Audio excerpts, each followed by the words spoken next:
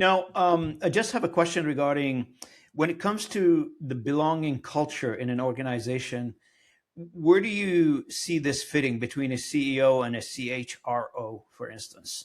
Like the Chief of Human Resources Officer versus the CEO. Some Yeah. CEOs say, hey, don't bother me with this. That's an HR thing. They should be doing it. But some people would say, well, the CEO should take the lead on it, or maybe a combination of two. I'm not sure. Ideally, it works the best when it's a combination of both. What I found fascinating, there was a company I worked for recently that our contract was up, and so it was a perfect way for me to walk into my next one.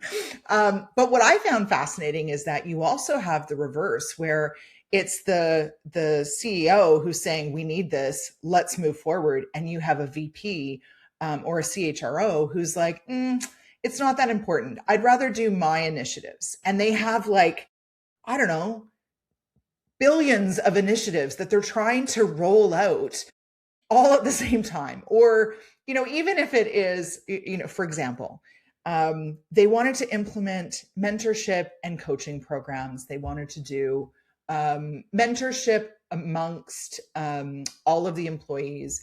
They did it in a way that they thought would be helpful, where it was cross-regional. But because they were rolling out all of these other initiatives while downsizing, while going through massive leadership changes, how many of those employees do you think were optimizing coaching and mentorship? I don't think many. Yeah, it was literally a waste of money because they weren't actually looking at what their employees really needed.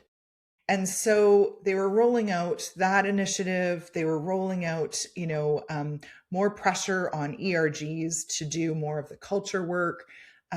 So when you put all of the work onto the employees to change the culture, that won't actually improve.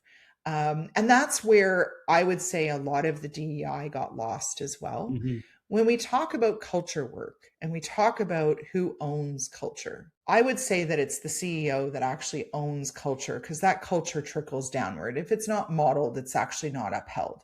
And I think for a lot of people, when you look at belonging, they're using that word right now without actually understanding what it Oh, many even people don't know what means. that means because I'm so excited about this conversation because I've heard about belonging for all my life. And all I thought about belonging is you come from a certain country, you belong to the country. Yeah, I did not know more than right? that. Yeah. And so when we look at belonging, that actually has to be owned by the CEO. When you hire people, you're going to have bad hires. But the majority of people, when you hire them, you want to be showing up for them as much as they're showing up for you. You want to be excited about them. You want the teams to be excited about them and what they can do for the team and what they can do You for mean it's moving not enough forward. just to say for the CEO to say, I gave you a job, leave me alone? Right? That and I think the piece around that, it gets lonely at the top.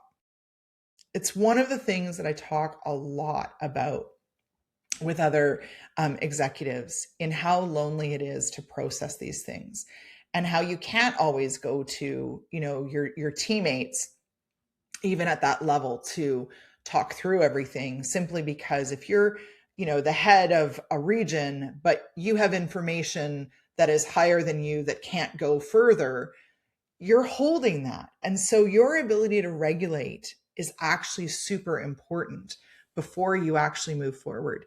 And loneliness is actually one of the triggering impacts that leads to suspicion, and it leads to people thinking badly, or believing that there's ill intent.